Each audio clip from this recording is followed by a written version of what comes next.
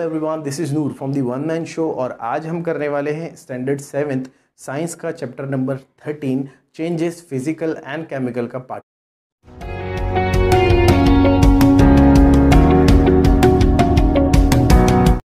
तो आइए दोस्तों शुरू करते हैं part 1 of changes physical and chemical. इससे पहले वाला चैप्टर हमने पूरी तरह से कंप्लीट किया है। ये जो है ये सेकेंड सेम का आपका आने वाला सेकेंड चैप्टर है, तो मैं चाहूँगा इसे अच्छी तरह से कीजिए।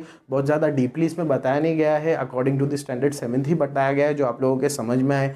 चेंजेस मैटर्स में होते हैं, लोगों में होते हैं, एनवायरनमेंट में होते हैं। वो चेंजेस क्या होते हैं, कैसे होते हैं, कई तरह के होते हैं, उनके बारे में स्टडीज़ है। तो आप अच्छी तरह से देखिए, समझिए, और समझ में ना आए तो मुझे ज़रूर बताइए ताकि मैं वापस से समझाऊँ। अब देखिए यहाँ पर कुछ मैंने यहाँ पर एक सेट ऑफ डेफिनेशन बनाई है और पूरा चैप्टर इन डेफिनेशंस पर ही डिपेंड करता है। डेफिनेशंस के हिसाब से अगर आप इसको पढ़ लेंगे अच्छी तरह से, शॉर्ट नोट्स के हिसाब से अच्छी तरह से पढ़ लेंगे तो हर क्वेश्चन का आंसर आपको इसी में मिल जाएगा। बस आपको अपना थोड़ी सी समझ लगानी है, थोड़ा सा दिमाग लगाना है। तो आइए शुरू करते हैं। What are the physical changes. सबसे पहले फिजिकल चेंजेस क्या होते हैं। फिजिकल चेंजेस, फिजिकल प्रॉपर्टीज़ अगर चेंज हो जाए तो वो चेंज कहलाता है फिजिकल चेंज। जैसे कि मैं कहूँ, अगर मेरे पास कुछ आइस क्यूब्स है, अब उनकी फ़िज़िकल प्रॉपर्टी ये है सबसे पहले कि वो सॉलिड है। अगर मैं उन्हें रूम टेम्परेचर पर रख देता हूँ तो वो जो आइस क्यूब्स है वो डिज़ोल्व हो जाएंगे और वाटर में कन्वर्ट हो जाएंगे। This conversion, this change is called physical change. ये फिज़िकल चेंज है कि पहले वो क्या थे, वो बर्फ़ के टुकड़े थे, फिर वो पानी बन गए, तो ये फिज़िकल चेंज है। अब उसी पानी को अगर मैं गर्म करूँ, उबालूँ, 100 डिग्री टेम्परेचर पर लेकर जाऊँ तो आफ्टर अ वाइल वो इवेपोरेट होने लगेंगे, वाटर वेपर में चेंज होकर हवा में घुलने लगेंगे, पानी कम होने लगेगा। तो ये जो चेंज है ये भी एक फ़िज़िकल चेंज है कि वो अपने लिक्विड स्टेज से चेंज होकर गैसियस स्टेज में चेंज हो गए। फिर उस अगर पानी को फिर से रोका जाए तो फिर वो वापस से वाटर में आ जाएंगे। उस वाटर को फिर से अगर -4 डिग्री के नीचे रखा जाए तो फिर से वो बर्फ़ बन जाएगा। तो ये जो चेंज है ये फिज़िकल चेंज है। लेकिन ज़रा गौर से देखिए, ये फिज़िकल चेंज है लेकिन ये कर कौन रहा है, ये कर रहे हैं हम, तो ये मैन मेड चेंज है। तो इस तरह से एक चेंज को आप कई अलग अलग जगह क्लासीफाई कर सकते हैं आपकी समझ के हिसाब से। अब देखिए यहाँ पर एक्चुअली फिज़िकल चेंज की डेफिनेशन मेरे हिसाब से क्या होनी चाहिए कि physical changes are changes affecting the form of the chemical substance but not its chemical composition. जब मैंने पानी को बर्फ़ था पानी, तभी भी वो H2O था। जब वो पानी बना तभी भी वो H2O था। और जब वो इवेपोरेट हो गया तभी भी वो H2O ही था। वो कभी भी उसका जो केमिकल कॉम्पोजिशन है वो कहीं भी चेंज नहीं हुआ। इसका मतलब सिर्फ उसकी फ़िज़िकल प्रॉपर्टी चेंज हुई, उसकी केमिकल प्रॉपर्टी बिल्कुल भी चेंज नहीं हुई। और इस चेंज को हम कहते हैं फ़िज़िकल चेंज। एक बार फिर से हम पढ़ते हैं, what is physical changes. Physical changes are changes affecting the form of the chemical substance but not its chemical composition. अब आइए देखते हैं केमिकल चेंज क्या होता है। The change due to one substance is transformed into another substance having new and different properties is called a chemical change.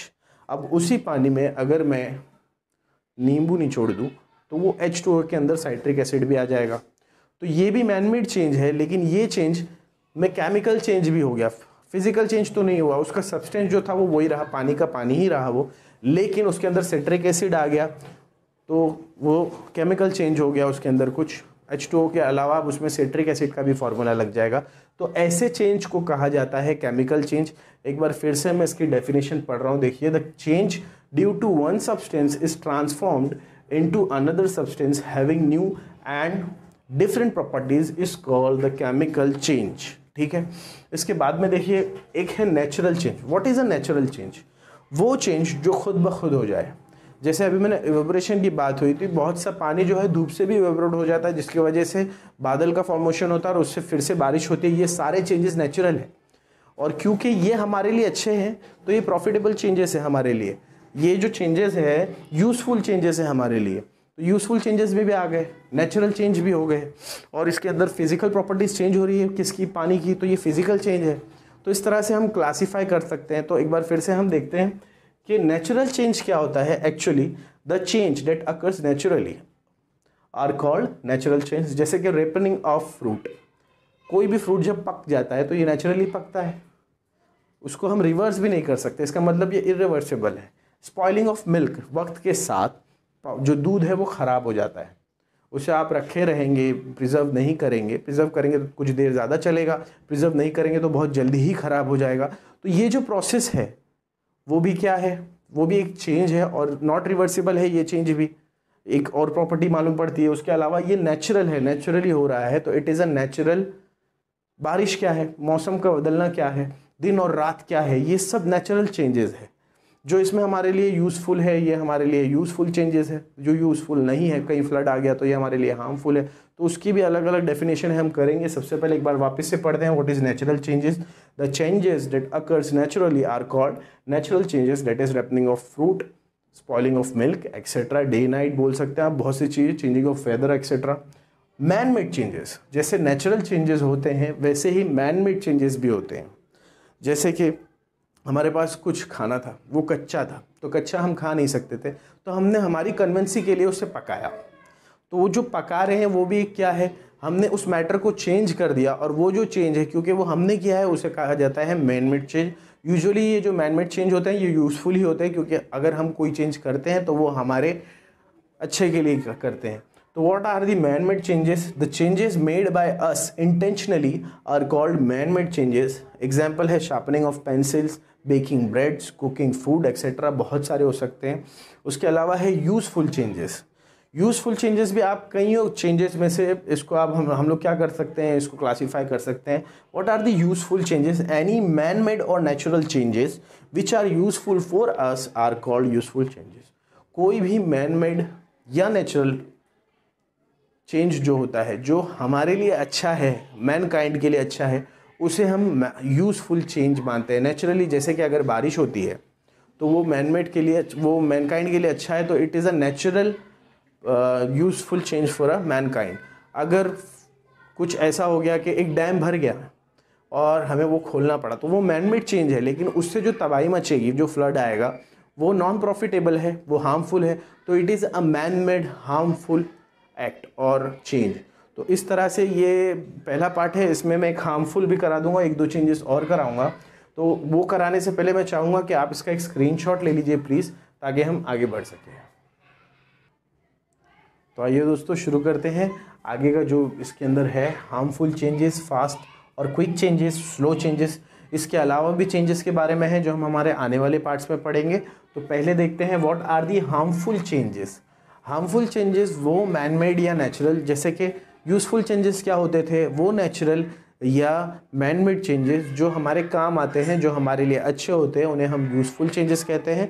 अब वो man made या नेचुरल चेंजेस जो हमारे काम नहीं आते, हमारे लिए बुरे होते हैं, उनको हम हार्मफुल चेंजेस कहते हैं। और उन्हें कुछ इस तरह से डिस्क्राइब किया हुआ है कि एनी नेचुरल और man made changes which are harmful for us are called harmful changes. जैसे कि फ्लड्स है, फ्लड आप देखेंगे, flood is a natural change which is harmful for us. जैसे कि पोल्यूशन है, पोल्यूशन हम लोग अगर एयर पोल्यूटेड कर रहे हैं या वाटर पोल्यूटेड कर रहे हैं, तो it is a man made change, लेकिन it is not good for us, it is very harmful for us, it is not useful for अस।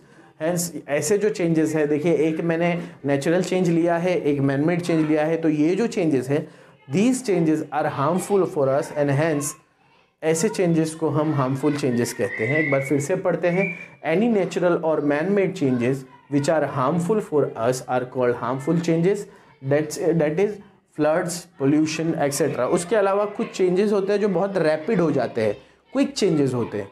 वो कैसे होते हैं? Changes that takes place in a short period of time are called fast और quick changes.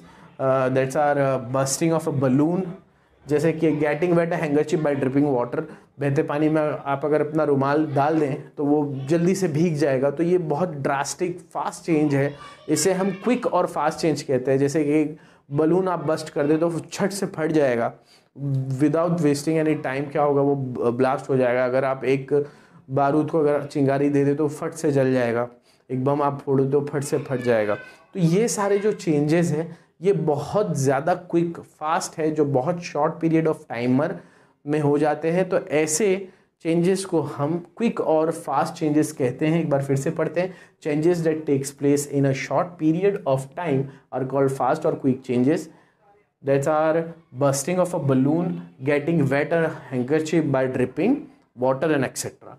Slow changes क्या होते हैं? जैसे कि वो फास्ट है, ये जो चेंजेस है उसके अपोजिट होते हैं, ये बहुत स्लो होते हैं, ये टाइम बहुत लेते हैं। तो वो कैसे चेंजेस होते हैं? Changes that take long period of time are called slow changes. जैसे रिपनिंग ऑफ फ्रूट, एक फ्रूट पकने के लिए बहुत टाइम लेता है तैयार होने के लिए, तो वो जो है वो प्रोसेस को हम क्या कहते हैं? Slow process. जैसे एक पौधा बड़ा होने के लिए बहुत टाइम लेता है, उसे हम क्या कहते हैं?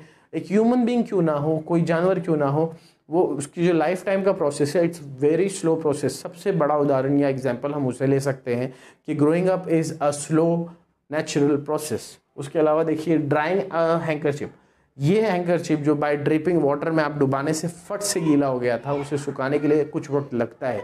तो इस वक्त जो एक वक्त लेता है, जो चेंज एक टाइम लेता है, उस टाइम को हम क्या कहते हैं? उसे हम स्लो चेंज कहते हैं। तो slow changes that takes long period of time are called slow changes, that is ripening of fruit, drying a handkerchief etcetera. तो मैं चाहूँगा इसका एक स्क्रीनशॉट ले लीजिए, और मैं अपना पार्ट 1 यहीं पर ख़त्म करना चाहूँगा, और मेरे ख्याल से ये 2 पार्ट में ही चैप्टर कंप्लीट हो जाएगा। तो मैं चाहूँगा आप अच्छी तरह से समझ कर इसे कीजिए, एक बार इसके स्क्रीनशॉट देखकर अपनी बुक में लिख लीजिए।